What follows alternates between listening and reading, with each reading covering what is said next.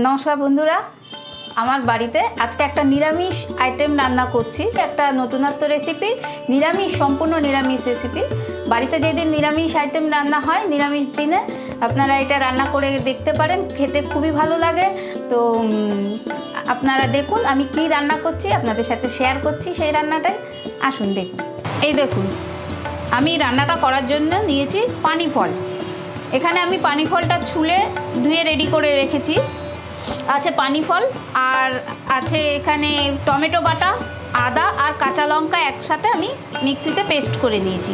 আর এটা আছে হলুদ গুঁড়ো, এটা আছে ধনে গুঁড়ো, এটা আছে জিরে গুঁড়ো, এটা লাল লঙ্কার গুঁড়ো। ঝালটা যার যার পরিমাণ মতন দেবেন, কেউ চাইলে এটা স্কিপ করতে পারেন, সেক্ষেত্রে আদা লঙ্কার মধ্যে যে লঙ্কাটা সেটা বাড়িয়ে দেবেন।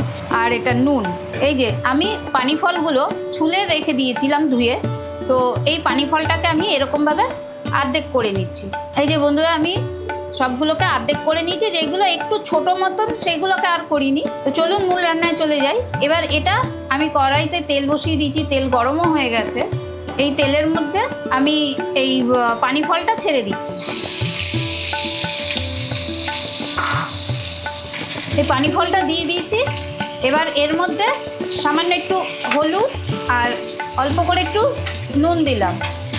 এবার এটাকে আমি ভালো করে নুন হলুদ দিয়ে এটাকে আমি একটু ভেজে নেব। আমি আঁচটা মিডিয়ামে রেখেছি, তো এটাকে আমি এইভাবে বারবার ঢেকে ঢেকেই ভেজে নেব। এই যে বন্ধুরা, আমি মাঝখানে এক দুবার একটু এইভাবে নাড়িয়ে দিয়েছিলাম। এটা সুন্দর মতন মিডিয়াম হিটে আমি ভেজে নিয়েছি। এবার এটাকে আমি ঢেলে নিচ্ছি।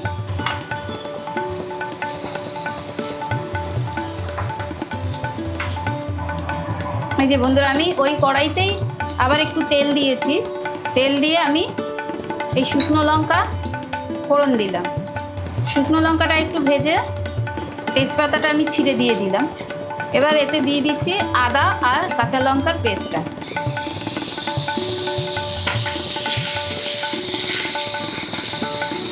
অল্প একটু নুন দিচ্ছি, তাহলে এই ছিটে আসাটা বন্ধ হবে। এই আদা কাঁচা লঙ্কাটা আমি ভালো করে রান্না করে নেব, কাঁচা আদার গন্ধটা যাওয়া পর্যন্ত। এই যে আমার আদাটা রান্না হয়ে গেছে, দেখুন তেল ছেড়ে দিয়েছে, কাঁচা আদার গন্ধটাও চলে গিয়েছে। এবার আমি এতে দিয়ে দিচ্ছি টমেটোটা। এটাকে দিয়ে ভালো করে কষিয়ে নেব। বন্ধুরা, এটার মধ্যে কিন্তু একটু গরম মশলা গুঁড়ো আর একটু ঘি লাগবে, যেটা আমার কৌটোতে রাখা আছে। গরম মশলাটা আপনারা জানেন আগের থেকে বার করে আমি রাখি না, তো রান্নাটা হতে হতে গন্ধটা তো নষ্ট হয়ে যাবে। বন্ধুরা, ওটা যতক্ষণে টমেটোটা কষছে ততক্ষণে আমি মশলাটা এখানে সব এই বাটিটার মধ্যেই রেডি করে নিচ্ছি।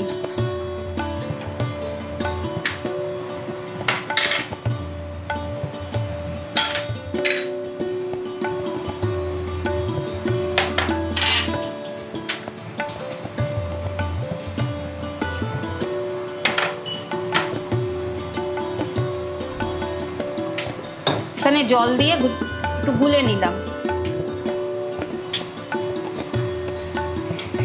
আপনারা চাইলে এটা আরও আগে গুলে রেখে দিতে পারেন, তাতে আরও ভালো হয়। এই মশলার একটা পেস্ট তৈরি করে নিলাম। এই যে এটা কষানো হয়ে গেছে, দেখুন তেল ছেড়ে দিয়েছে। এই যে এবার আমি এই মশলাটা দিয়ে দিচ্ছি। এই বাটির মধ্যে জল দিয়ে, বাটিতে যে মশলাটা লেগেছিল এটাও একবারে জলে একটু গুলে দিয়ে দিলাম। এবার এই মশলাটাকে আমি ভালো করে কষিয়ে নেব, একদম সুন্দর করে তেল ছেড়ে কষে যাবে। এই যে বন্ধুরা, মশলাটা খুব ভালো করে কষে গেছে। এই দেখুন তেল কড়াই ছেড়ে দিয়েছে। এবার এতে আমি দিয়ে দিচ্ছি এই ভেজে রাখা পানি ফলটা।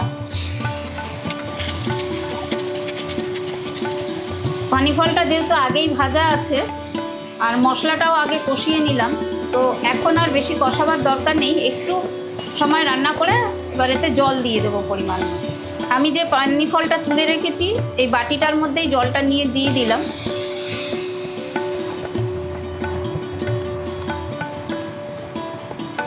এই দেখুন, আমি পানি ফলটা জাস্ট ডুবে আছে এই পরিমাণে জলটা দিয়েছি, কারণ পানি ফলটা আরেকটু নরম হতে হবে। তো এটা এবার ঢাকা দিয়ে রাখছি, মিডিয়াম হিটে আমি ঢাকা দিয়ে রাখছি। এটা ফুটুক আর পানি ফলটাও নরম হয়ে যাক, তারপরে আপনাদের দেখাচ্ছি। এই যে বন্ধুরা, এই পানি ফলটা আমি মাঝখানে আরেকবার একটু নেড়ে দিয়েছিলাম। আমি যেহেতু ভাত দিয়ে খাবো সেই রকম গ্রেভিটা আমি সেইভাবেই রাখছি। কেউ চাইলে এর থেকেও আরও শুকিয়ে নিতে পারে। এবার আঁচটা আমি আরও কমিয়ে দিলাম। এবার এতে দিয়ে দিচ্ছি একটু গরম মশলা আর দিয়ে দিচ্ছি একটু ঘি। এই ঘি আর গরম মশলা দিয়ে আমি একটু নেড়ে এবার 2-5 মিনিট আমি ঢেকে রেখে দিচ্ছি। তারপরে আপনাদের পরিবেশন করে দেখাচ্ছি। আঁচটা বন্ধ করে দিলাম।